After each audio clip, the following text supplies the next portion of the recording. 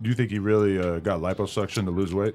On some G shit though, I really feel like y'all playing on me because I really been said fuck this shit. We can't go to the next question. All right, we can move on. I just like, you had some funny bars in the whole thing that I just kind I ain't on that, of bro. wonder You if it trying was to serious or spark not. shit back up? Nah, we I don't ain't do on that. that. Nah, we fuck with We Moneybagg ain't too. talking about that right.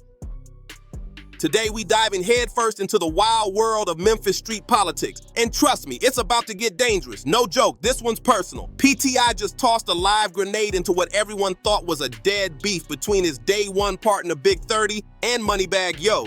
On his latest track, FDO, Pooh Shiesty dropped a cold bar that got the whole city buzzing. I heard street dudes getting tummy tucks told you these rappers lame. That one line had everyone in Memphis pointing fingers and whispering names. If you really know Memphis streets, then you already caught who that shot was aimed at. This ain't just slick talk, it's tension ready to explode. I'm about to break this down step by step, from how Big 30 first locked in with Moneybagg, to how their brotherhood twisted into straight up hate, and now how Pooh Shiesty might have just lit the fuse on a war that's been waiting to go off. This ain't no simple rap beef anymore. This is a street war wearing a music mask. To really understand how this mess started, we gotta rewind back to when Big 30 was just another young hustler from South Memphis, fighting to make it out the mud. His real name, Rodney Wright, born and raised in the Killer Switch bitch gang, KSBG on the South Side. From the start, Big 30 stood out. He was that kid who couldn't stay out of trouble, getting kicked out of school left and right for wild behavior before he even hit high school. They sent him to alternative school thinking it might help, but the streets already had his number. And when the streets called, Big 30 picked up fast. He linked up with his childhood partner Pooh Shiesty, and together they built Chopper Gang, a tight circle with their homies Lil Hank and Chopper Wop. That's where everything began, long before the fame, before the drama, before the city started choosing sides. These weren't your average teenagers. These dudes were straight menaces in South Memphis. They had the whole block on edge, building a name that carried weight in every corner of the city. Big 30's name itself came from his favorite piece, and trust, that wasn't for show. He quickly climbed the ranks and earned a rep as one of the most respected shooters Memphis had ever seen. People didn't just know his name, they feared it. But here's where things start getting real deep.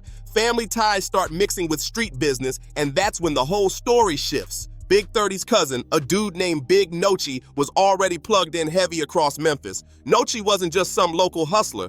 He had real connections and respect on all sides of the city. And guess what? He became the bridge between Big 30 and Moneybagg Yo's world. Back then, Moneybagg was in full grind mode, building up his bread gang empire and scouting for real ones to roll with him. He wasn't looking for no fake tough guys or industry-made rappers. He wanted the ones who lived what they rapped. Through Noi's intro, Moneybagg met Big 30. And from the jump, the chemistry was undeniable. Moneybagg saw something rare in Big 30. This wasn't just another kid trying to chase clout. Big 30 was a certified street name who actually had bars to match his rep. That combo of authenticity and talent was exactly what Moneybagg needed to make his label feel real. And with Big 30 and Noi on the roster, Moneybagg didn't just get talent, he got protection, power, and respect in a city where every move could turn deadly. The deal between Big 30 and Moneybagg Yo looked like the perfect move for both sides. It just made sense.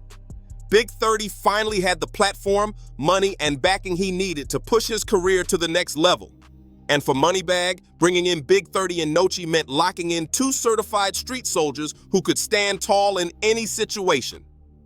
It looked like a match made in heaven, and for a minute, it really was. When Big 30 officially signed to Bread Gang under CMG, everything seemed solid. Moneybagg treated him like blood, not just some artist he signed for clout.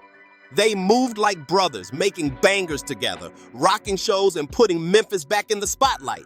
Big 30 stayed in grind mode, dropping track after track that hit millions of views online. He was building his own loyal fan base while still proudly repping Bread Gang all the way. At the same time, Pooh Shiesty was doing his thing, taking over the game with Gucci Mane's 1017 label.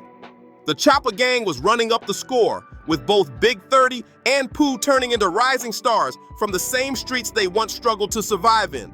Their movement had the whole city hyped. Memphis hadn't seen energy like that in years. During that golden era, Big 30 popped up on some of Moneybagg's biggest hits, and Moneybagg made sure to show love back by pushing Big 30's solo grind too. Their chemistry in the studio was something real, the kind you can't fake. Every collab hit different because it came from a place of brotherhood, not business. But even when everything looked picture perfect, the cracks were starting to show. Big 30 was still heavily tied to the streets. That part of him never went away. His loyalty stayed split between the studio and the block, between chasing success and keeping it real with the people who raised him. And that type of pull, it always comes with consequences. That's when the tension really started to boil. Everything flipped upside down on January 28, 2022, the night Big Noi was shot and killed in the Whitehaven neighborhood of Memphis. This wasn't no random shooting. It was deep, tied to real street politics that ran way deeper than most people realized. Noi's death didn't just hurt the city, it cracked the foundation of Bread Gang itself. According to Big 30, Noi wasn't just family. He was putting in real work for Moneybagg behind the scenes. Big 30 said Noi handled street business that Moneybagg couldn't touch himself. Word around the streets was that Moneybagg was getting pressed by some heavy hitters in Memphis, and instead of facing it head on, he brought Big 30 and Noi on board to be his protection. They were supposed to be the muscle keeping him safe while he focused on the fame. But the night Noi lost his life changed everything. He had just left Big 30's show at a local high school, showing love, showing support, doing what family does. But just a few hours later, tragedy hit hard. Noi was found dead, shot multiple times in the same neighborhood he grew up in. The city went cold that night, and for Big 30, that pain ran deep. What made it worse? Moneybagg's reaction, or really the lack of one. According to Big 30, all Moneybagg did was post a few broken heart emojis online, showing some digital love, but that was it. No call, no real presence, nothing. And when it came time for the funeral, the one moment to show up and stand with the family, Moneybagg never came. For Big 30, that was beyond disrespect. In the streets, showing up to a funeral ain't optional. It's a sign of loyalty, love, and honor. So when Moneybagg didn't appear, Big 30 took it as a deep betrayal. And from that moment on, their brotherhood was hanging by a thread. If you really love somebody, if you call them family, you show up when they're laid to rest. That's just real respect. So when Moneybagg didn't show up to Noi's funeral, it said everything Big 30 needed to hear without a single word being spoken. That silence was loud. In Big 30's eyes, it exposed where Moneybagg's loyalty truly stood. And it wasn't with family. After Noi's death, the bond between Big 30 and Moneybagg Yo started breaking down fast. What used to be brotherhood turned into bitterness. Big 30 felt like Moneybagg had only brought him and Noi around as bodyguards, using their street rep to keep himself safe. But when it came time to show real love and stand by them, he vanished. That hurt cut deep. The tension wasn't just personal either. The business side started falling apart too. Big 30 began to feel like Bread Gang wasn't giving him the push or respect he'd earned. He was dropping hits, staying consistent, but the support just wasn't matching the energy. So naturally, he started exploring other lanes, trying to see who really valued what he brought to the table. On the flip side, Moneybagg had his own story to tell. According to him, Big 30 was moving shady, trying to make label deals behind his back and cutting private plays without going through the team. From his perspective, Big 30 was being disloyal, plotting to step away while still eating off Bread Gang's name. And that's where things turned messy, real messy. For music, and tell me if I'm wrong, it seemed like it was a personal reason why you took a break. I was going through something. I had to get my mind right. I had lost a close friend, really. Yeah. How much did that, like, I mean, obviously it weighed on you a lot. That's why you took the break from music. But was it just confusing for you? Like, you just couldn't believe it happened? Yeah, I couldn't figure it out. I couldn't believe it. Both sides were throwing shots in interviews and on the net, and the streets couldn't tell who was telling the truth. Moneybagg painted Big 30 as a snake. Big 30 painted Moneybagg as a fake. Then came the bombshell moment. Big 30 dropped a track called How Could You? And that record wasn't just music, it was war. On the track, he aired out every single grievance he had with Moneybagg. No filters, no hesitation. He called out Moneybagg for skipping Nochi's funeral, accused him of using them as protection, and even said straight up that Moneybagg was just a fake street dude who talked tough but didn't live that life. Big 30 didn't hold back. He claimed that Moneybagg only signed him and Nochi because he needed muscle, not because he actually believed in their music. That track hit hard, not just for what Big 30 said, but for how raw it was. It didn't sound like rap beef anymore. It sounded personal, like betrayal being spit over a beat. From that point on, there was no going back. The love was gone, and the streets of Memphis could feel the tension rising like smoke in the air. Big 30 wasn't backing down. He doubled down on his claims, saying Moneybagg had been under pressure from some real Memphis street figures and needed certified hitters around him for protection. According to him, that's why Moneybagg linked up with him and Nochi in the first place. Not out of loyalty or music business, but out of fear. Moneybagg couldn't just let that narrative slide, so he clapped back hard with his own track called Airball. And let's be real, that response was vicious. On Airball, Moneybagg went straight for the jugular, calling Big 30 a snake who was trying to sneak behind his back, making secret label moves while still pretending to be loyal. He said Big 30 was straight up lying about the whole situation and that he had helped Big 30 way more than Big 30 ever gave him credit for. Moneybagg even addressed the Nochi situation from his own side of things. He said he was hurt by Nochi's death but claimed that Big 30 and Nochi had jumped into beef that wasn't theirs, chasing clout instead of focusing on their music. He tried to flip the story, painting Big 30 as reckless, not real. But the hardest line in Airball came when Moneybagg demanded that Big 30 hand back his Bread Gang chain. He said Big 30 wasn't solid enough to wear it anymore, that he didn't represent the brand, the family, or the code. That bar hit the streets like an explosion, and everyone knew Big 30 wasn't going to stay quiet after that. Sure enough, Big 30 fired right back. This time, not with a track, but on social media.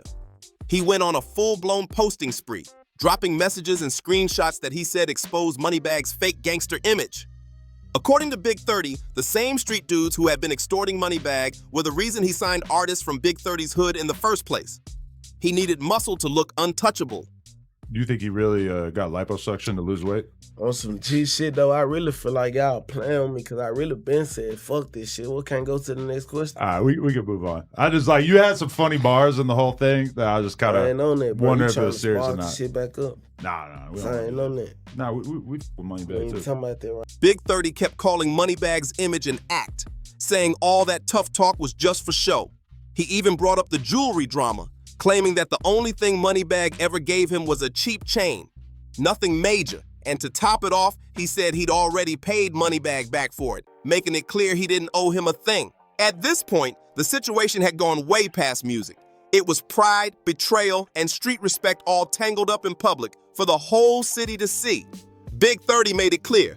He didn't owe Moneybagg nothing. He said he'd been stacking money since he was 18, long before Bread Gang ever existed. According to him, he never needed a handout or help from anybody, especially not Moneybagg. That was his way of saying, I've been solid. You ain't make me. But the disrespect didn't stop there. One of the coldest things Big 30 said was about how fake Moneybagg's reaction was after Nochi's death.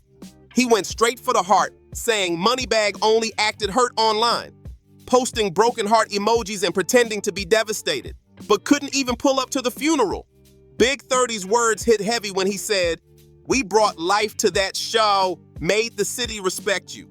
My homie's gone over that lame shit, and you ain't even come to his service." That line cut deep because it touched something every street dude understands: respect for the fallen. Then came one of the wildest parts of the whole beef, the plastic surgery accusations. Big 30 turned it all the way up when he threw shade at Moneybagg's looks in his diss track. He rapped, "Name a time you see me without a Glock or a .223. I'll work out and go lose weight. Ain't no way in hell I'm paying a doctor to redo my face." That bar had everyone talking because it was aimed right at the rumors floating around about Moneybagg possibly getting cosmetic work done, like liposuction or facial procedures. In street rap culture, that type of move is seen as soft, almost like losing your edge. Big 30 basically painted Moneybagg as a pretty boy who cared more about his image than his real street credibility. To the streets, that was a heavy insult. Not just clowning him, but questioning his manhood and his authenticity in one shot. Moneybagg wasn't gonna let that slide, though. He clapped back in his own diss record, firing back with, "I'm calling this how I see it." What makes you think I'll play with my skin? Surgery? Where? Out of shape people don't even know nothing about the gym. He tried to flip the narrative, saying he earned his look through real grind and workouts, not surgery. But by then, the damage was already done. That one rumor had taken a life of its own across Memphis. Everybody had something to say. The internet ran wild with jokes, memes, and side comments, and people started really questioning Moneybagg's authenticity. Whether it was true or not didn't even matter anymore. Perception became reality, and in the world of street rap, that's a deadly game to play. While all this chaos was popping off between Big 30 and Moneybagg Yo, Pooh Shiesty was sitting in federal lockup fighting for his life in court. He'd been arrested over a shooting and robbery case in Florida, and the charges were heavy. Real time on the line. But even with bars between them, his loyalty to Big 30 never cracked. These two weren't just rap partners, they were childhood brothers, the original founders of Chopper Gang. Their bond was built in the mud, long before fame or record deals. So when the tension between Big 30 and Moneybagg started heating up, nobody doubted for a second where Shiesty stood. He was riding with his day one, no questions asked. What made it even crazier was that Pooh Shiesty had actually worked with Moneybagg before all the drama blew up. They had dropped some solid collabs, shared stages, and respected each other musically. But once that loyalty line got drawn, business couldn't compete with Brotherhood. Shiesty made it clear, even from prison, that his heart stayed with Big 30, not the industry ties. From behind bars, Shiesty stayed tapped in, getting updates, sending messages, and letting it be known he was still part of the conversation. He couldn't show up in person, but his name still held major weight in Memphis. Everyone knew that once Shiesty touched down again, Big 30 would have backup, real backup, the type that makes people move different. After months of back and forth disses, subliminal shots, and messy social media posts, things finally started to quiet down. The city could feel the tension cooling off. No new diss tracks, no more online rants, nothing. It looked like Big 30 and Moneybagg had finally hit pause on the madness. Rumors started flying that the two might have talked behind the scenes, maybe even squashed the beef for good. Fans were hopeful. Memphis had already lost too many young kings to violence, and seeing two major names at odds only fueled more chaos. For a brief moment, it seemed like peace was possible, like the storm had finally passed. But in the streets, silence doesn't always mean peace. Sometimes it just means something bigger is loading. Word on the streets was that some OGs from Memphis had stepped in to calm the chaos. These weren't just random voices. These were respected figures who'd seen it all, and they knew how deadly things could get if the beef kept going. They reportedly pulled both Big 30 and Moneybagg aside and told them straight up, focus on your music, not each other. With both of them having real fan bases, money coming in, and legit careers, it made perfect sense to dead the drama before it turned tragic. For a while, it actually looked like the peace was sticking. Big 30 was locked in on his grind, dropping new music and rebuilding his momentum, while Moneybagg kept growing his empire, stacking wins and business moves. The Memphis rap scene started to breathe again. Less chaos, more music, and the city felt like it was back on track. But anyone who really knew the politics could tell that this piece was hanging by a thread. Too many disrespectful bars had been dropped, too many personal shots had been fired, and too many emotions had been scarred for things to just go back to normal. The beef wasn't over. It was just sleeping, waiting for the next spark to bring it back to life. And that spark? It came the moment Pooh Shiesty came home. When news broke that he was finally being released from federal prison, the whole Memphis scene went on alert. Everyone knew Shiesty wasn't just a rapper. He was a force, one of the most feared and respected young voices in the city. His return meant power was about to shift again, and people were waiting to see which direction the smoke would move. Shiesty wasted no time jumping back in the mix. Fresh out of prison, he dropped his comeback anthem, FDO, First Day Out, a track that was supposed to celebrate his freedom and mark the start of a new chapter. Fans were expecting something motivational, maybe even reflective, but Shiesty had other plans. When FDO hit the streets, one bar in particular made everybody's ears perk up. A line so sharp it cut through the silence that had been holding the piece together. In just a few words, Shiesty reminded the city who he was, where he stood, and that the calm everyone had gotten comfortable with might not last for long. When Pooh Shiesty spit the line, "I heard street dudes getting tummy tucks, told you these rappers lame," the entire Memphis scene froze for a second. Anyone who knew the history between Big 30 and Moneybagg Yo caught the meaning instantly. That bar was a straight-up shot at Moneybagg, digging up the same plastic surgery allegations that Big 30 had thrown out months before. This wasn't some slick subliminal or light jab. This was bold, disrespectful, and meant to sting. With that one line, Shiesty made it clear that he hadn't forgotten a thing. He was basically saying that whatever peace Moneybagg thought he had with Big 30 didn't include him. Shiesty was sending a loud message. The Chopper Gang still had smoke, and the beef wasn't buried. It was just waiting on the right voice to bring it back. Shiesty's diss on FDO, First Day Out, hit different for a few key reasons. First, it proved that Chopper Gang wasn't in a forgiving mood. Even though Big 30 and Moneybagg might have publicly cooled things off, the emotional wounds were still raw. The peace might have been for the cameras, but in the streets, real tension never died. Second, Shiesty's return added a whole new weight to the situation. Big 30 already had local respect, but Pooh Shiesty's reach was nationwide. He wasn't just a Memphis star, he was a global name, backed by Gucci Mane's 1017 label and known as one of the most unpredictable and dangerous young rappers out. His voice carried power, and his presence instantly changed the energy around the whole beef. Third, and maybe most important, was the timing. Shiesty could have come home, focused on his bag, rebuilt his career, and stayed out of drama. But instead, his very first track back out the gate reignited one of Memphis's biggest rap feuds. That wasn't by accident. It sent a message that this wasn't just about rap or clout chasing. Shiesty's move showed that the bad blood between Chopper Gang and Bread Gang runs way deeper than music. This was about loyalty, pride, and street respect.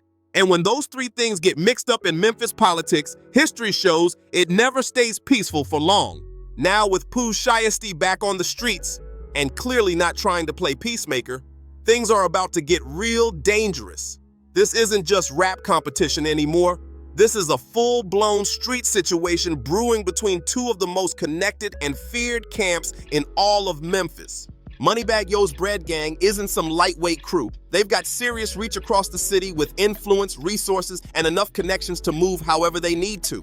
But on the other side, Chopper Gang, led by Big 30 and Pooh Shiesty, has a reputation that makes people nervous just hearing the name. They're known for being raw, ruthless, and moving with that old-school street mentality.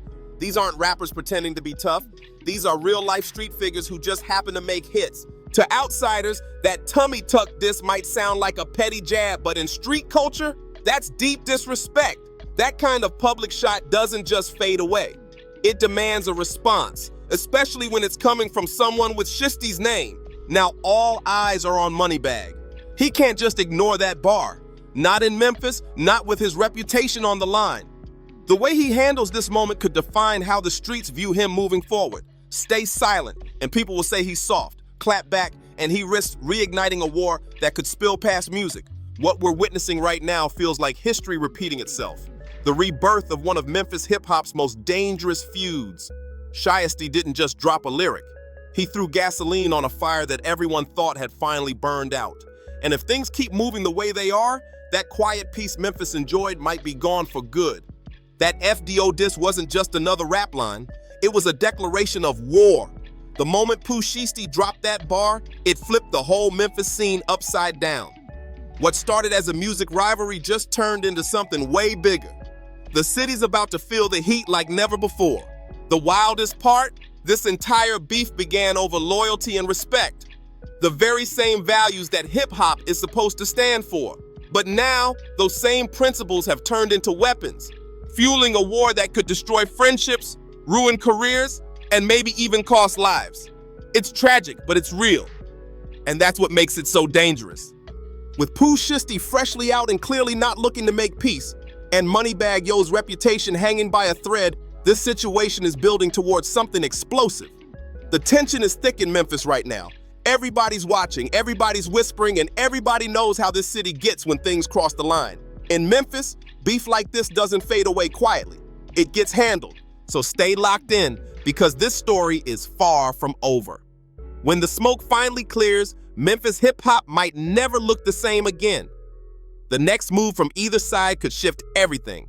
And if you're following this wild ride, make sure you like, subscribe, comment, and share this video right now.